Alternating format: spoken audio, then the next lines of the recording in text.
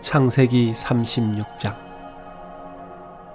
에돔이라고도 하는 에서와 그 후손에 대한 이야기는 이렇다.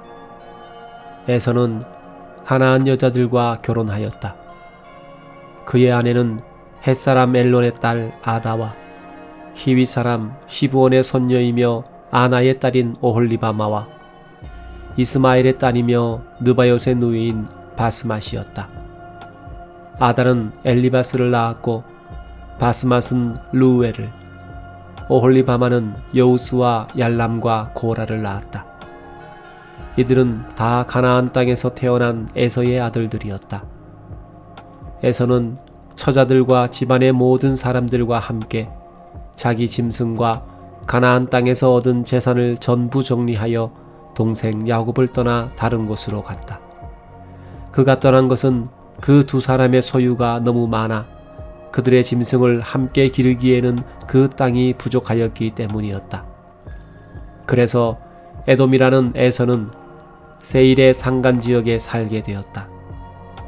세일산 일대에 사는 에돔족의 조상이 된 에서의 후손은 이렇다.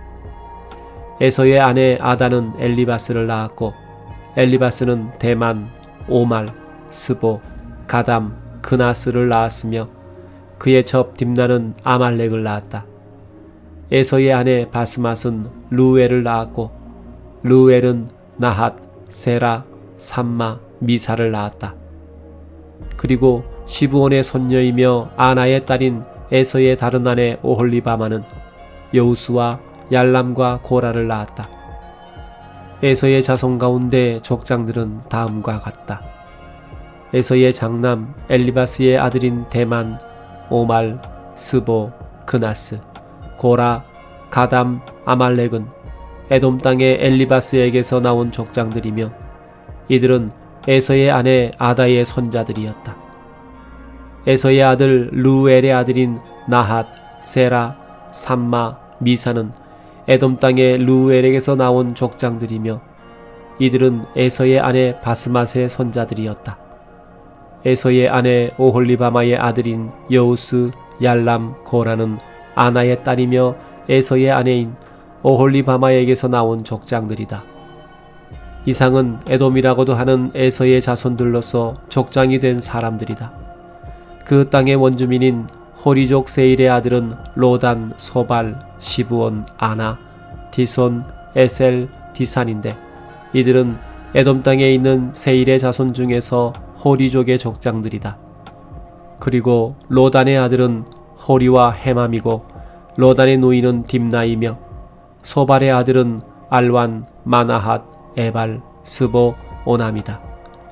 시브온의 아들은 아야와 아나이며 이 아나는 자기 아버지의 나귀를 먹이다가 광야에서 온천을 발견한 자이다. 그리고 아나의 자손은 아들 디손과 딸 오홀리바마이며 디손의 아들은 햄단, 에스반, 이드란, 그란이고 에셀의 아들은 빌한, 사완, 아간이며 디산의 아들은 우스와 아란이다. 이상과 같이 호리족의 족장인 로단, 소발, 시브온, 아나, 디손, 에셀, 디산은 세일 땅에서 자기들의 집안을 따라 족장이 된 사람들이다. 이스라엘의 왕이 있기 전에 에돔 땅을 다스린 왕들을 그 순서대로 열거하면 다음과 같다.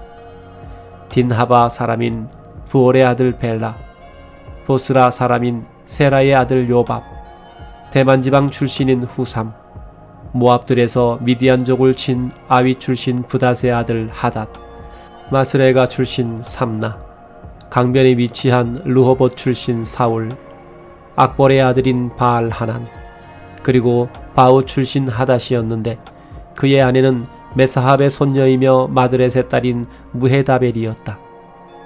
에돔족의 조상은 에서이며 이들 부족들이 사는 지방의 이름을 딴 에돔의 족장들은 딥나, 알와, 여댓, 오홀리바마, 엘라, 비논, 그나스, 대만, 밉살, 막디엘, 그리고 이람이었다. 창세기 37장. 야곱은 자기 아버지가 살던 가나안 땅에서 계속 살았다. 다음은 그의 가족에 대한 이야기이다. 17세의 소년 요셉은 자기 아버지의 첫 빌하와 실바가 낳은 아들들과 함께 양을 치면서 형들의 잘못을 아버지에게 일일이 일러 바쳤다. 야곱은 노년의 요셉을 얻었으므로 다른 아들보다 그를 특별히 사랑하여 화려하게 장식한 긴 겉옷을 만들어 입혔다. 그러자 그의 형들은 아버지가 자기들보다 요셉을 더 사랑하는 것을 보고 그를 미워하여 그에게 말도 잘 하지 않았다. 한 번은 요셉이 꿈을 꾸고 형들에게 그 꿈 이야기를 하자 그들은 그를 더욱 미워하였다. 요셉이 그들에게 내 꿈 이야기를 들어보십시오. 우리가 들에서 곡식단을 묶고 있는데 갑자기 내 단이 일어서고 형님들의 단은 내 단을 둘러서서 절하였습니다 하자 형들이 그에게 내가 우리의 왕이 될 작정이냐?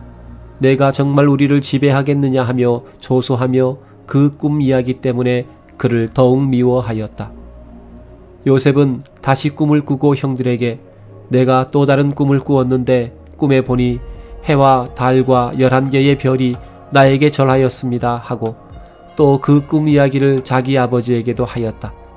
그러자 아버지는 내가 꾸었다는 그 꿈이 도대체 무엇이냐? 나와 내 어머니와 내 형들이 정말 내 앞에 가서 땅에 엎드려 절하겠느냐? 하고 그를 꾸짖었다. 요셉의 형들은 그를 시기하였으나 그의 아버지는 그의 말을 마음에 새겨두었다. 요셉의 형들이 세겜에 가서 양을 치고 있을 때 야곱이 요셉에게 말하였다. 내 형들이 세겜에서 양을 치고 있지 않느냐? 내가 형들에게 좀 다녀와야겠다. 요셉이 아버지에게 예, 다녀오겠습니다 하고 대답하자 야곱이 그에게 가서 내 형들과 양떼가 잘 있는지 보고 오너라 하며 헤브론 골짜기에서 그를 보냈다. 요셉이 세겜에 도착하여 들에서 방황하고 있는데 어떤 사람이 그를 보고 물었다. 내가 무엇을 찾고 있느냐? 내 형을 찾고 있습니다. 죄송하지만 그들이 양치는 곳을 말씀해 주실 수 있겠습니까? 그들은 이곳을 떠났다. 나는 그들이 도단으로 가자고 하는 소리를 들었다. 그래서 요셉은 형들을 뒤쫓아가 도단에서 그들을 찾았다. 그러나 그들은 멀리 요셉이 오는 것을 보고 그가 가까이 오기 전에 그를 죽일 음모를 꾸미며 저기 꿈꾸는 자가 오고 있다. 자, 그를 죽여 구덩이에 던져놓고 맹수가 잡아먹었다고 하자. 그리고 그 꿈이 어떻게 되는지 한번 보자 하고 서로 말하였다. 그때 르우벤이 이 말을 듣고 요셉을 구하려고 이렇게 말하였다. 우리가 그를 죽이지는 말자. 그를 이 구덩이에 던져놓고 그에게 손은 대지 말아라. 르우벤이 이렇게 말한 것은 요셉을 그들에게서 구출하여 그를 아버지에게 돌려보내기 위해서였다.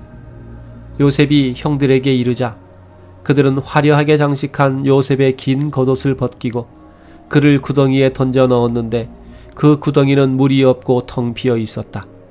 그들이 앉아서 음식을 먹다가 눈을 들어보니 이스마엘족의 대상들이 길르앗에서 오고 있었다. 그들은 낙타의 향품과 유향과 몰약을 싣고 이집트로 내려가는 중이었다. 이때 유다가 자기 형제들에게 우리가 우리 동생을 죽이고 그 사실을 숨긴들 무슨 유익이 있겠느냐? 자, 그를 이스마엘 사람들에게 팔아넘기고 그에게 손을 대지 말자. 그도 우리와 살과 피를 나눈 우리의 형제이다 하자 그의 형제들이 그의 말에 동의하였다. 미디안 상인들이 지나갈 때 그들은 요셉을 구덩이에서 끌어올려 은화 20개를 받고 그를 이스마엘 사람들에게 팔았다. 그러자 그 대상들은 요셉을 데리고 이집트로 갔다. 르우벤이 그 구덩이에 돌아와 보니 거기에 요셉이 없었다. 그래서 그는 자기 옷을 찢고 자기 형제들에게 돌아와 애가 없어지고 말았다. 이제 나는 어디로 가야 한단 말이냐 하고 슬퍼하였다. 그들은 염소를 죽이고 요셉의 옷을 가져다가 그 피에 적셔 그것을 아버지에게 갖다 드리며 우리가 이것을 주었는데 요셉의 옷인지 보십시오 하였다. 그러자 그는 그것을 알아보고 이것은 내 아들의 옷이다. 맹수가 그를 잡아먹었구나. 내 아들 요셉은 찢겨 죽은 것이 틀림없다 하고 통곡하며 자기 옷을 찢고 허리에 굵은 삼배를 두르고 오랫동안 아들의 죽음을 슬퍼하였다. 그의 모든 자녀들이 그를 위로하였으나 아무 소용이 없었다. 그는 내가 슬퍼하다가 저 세상에 있는 내 아들에게 가겠다 하고 계속 아들의 죽음을 슬퍼하며 울었다. 한편 미디안 사람들은 이집트에서 바로의 신하이며 경호대장인 보디발에게 요셉을 팔았다. 창세기 38장. 그 후에 유다는 형제들을 떠나 아둘람 사람 히라에게 가서 그와 함께 머물러 있었다. 거기서 유다는 가나안 사람 수아의 딸을 만나 그녀와 결혼하였다. 그녀가 임신하여 아들을 낳자 유다는 그 이름을 엘이라고 지었다. 그녀는 다시 임신하여 아들을 낳고 그 이름을 오난이라고 하였으며 또 다른 아들을 낳아 그 이름을 셀라라고 하였다. 그녀가 셀라를 낳을 때 유다는 거십에 있었다. 유다는 장남 엘을 다말이라는 여자와 결혼시켰는데 엘의 행위가 여호와께서 보시기에 악함으로 여호와께서 그를 죽이셨다. 그래서 유다는 오난에게 내 형수와 잠자리를 같이 하여 내 형을 위해 자식을 낳아주는 시동생의 의무를 다하라 하였다. 그러나 오난은 아이를 낳아도 자기 자식이 되지 못할 것을 알고 자식을 낳아주지 않기 위해서 형수와 관계를 가질 때마다 잠자리에 사정하였다. 그가 행한 일이 여호와께서 보시기에 악함으로 여호와께서는 그도 죽이셨다.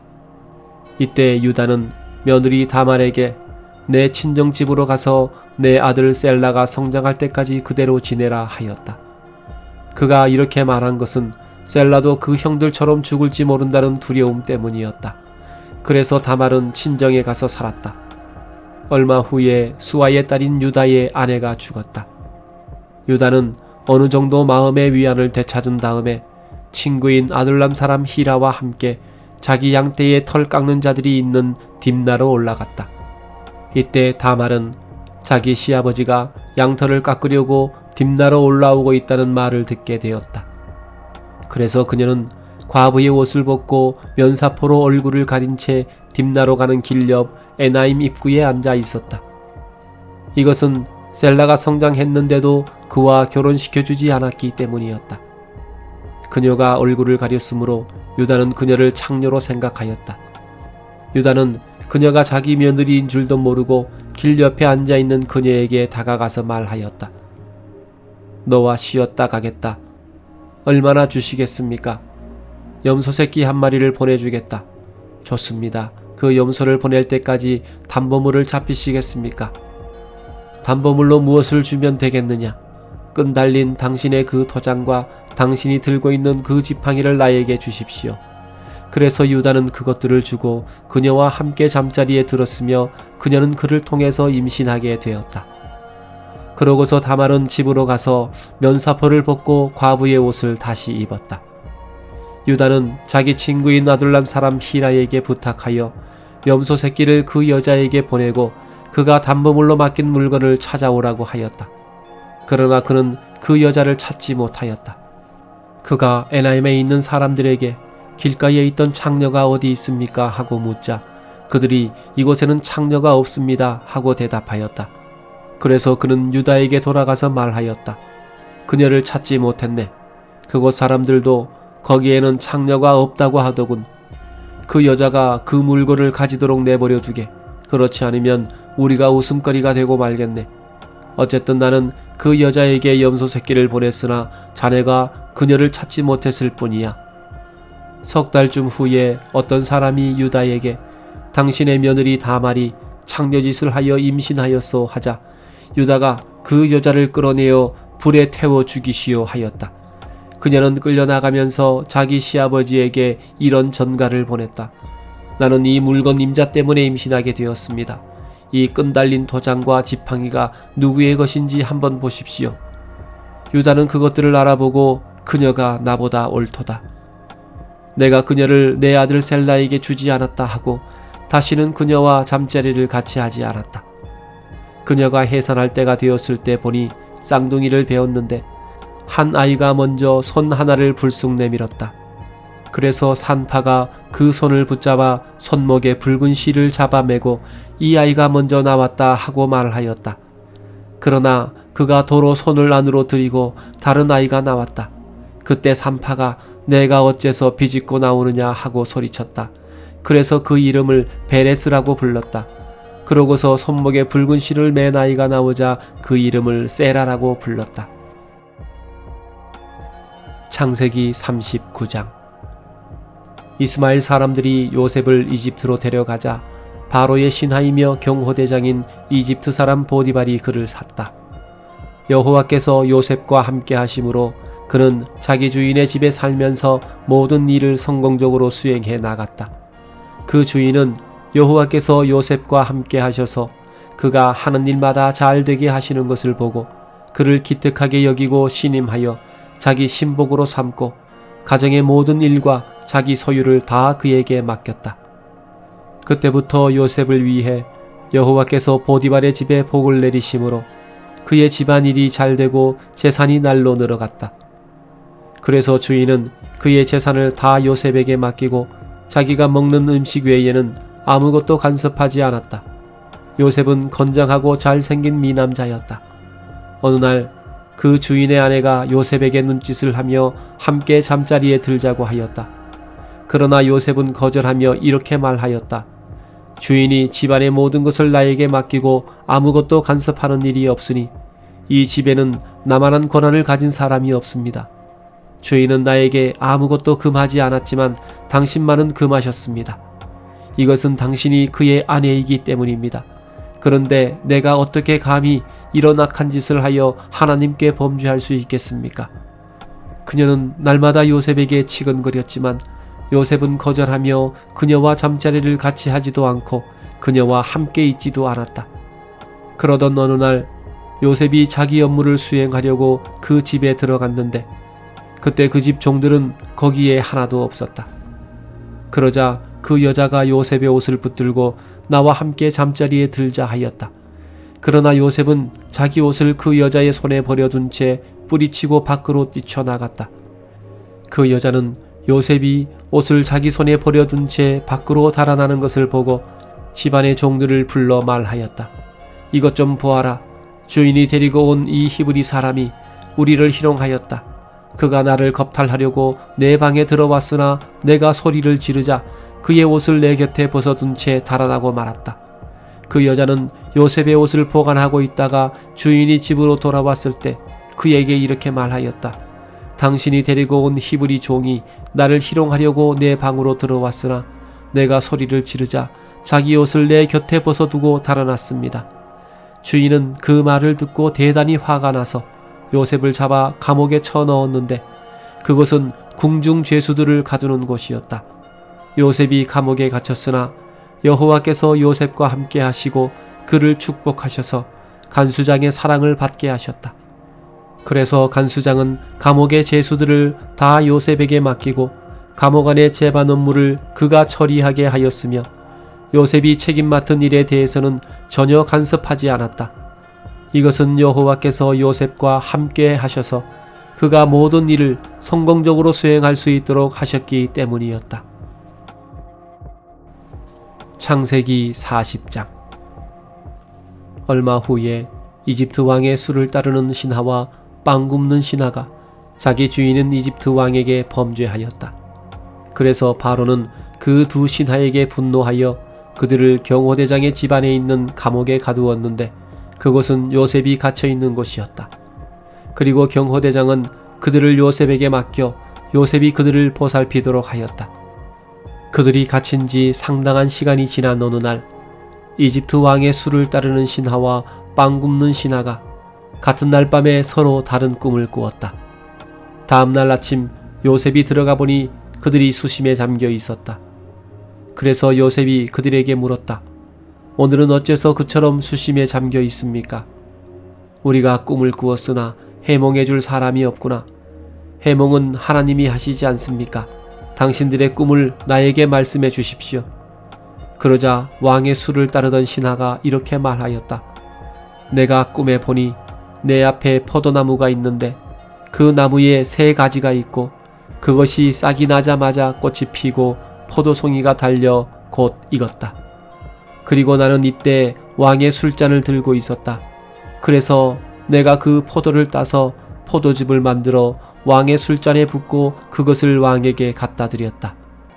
그때 요셉은 그 꿈을 이렇게 해석하였다. 세 개의 그 포도나무 가지는 3일을 뜻합니다. 지금부터 3일 안에 왕이 당신을 석방하여 당신의 전직을 회복시켜 줄 것입니다. 당신은 전에 하던 것처럼 왕에게 다시 수를 따르게 될 것입니다.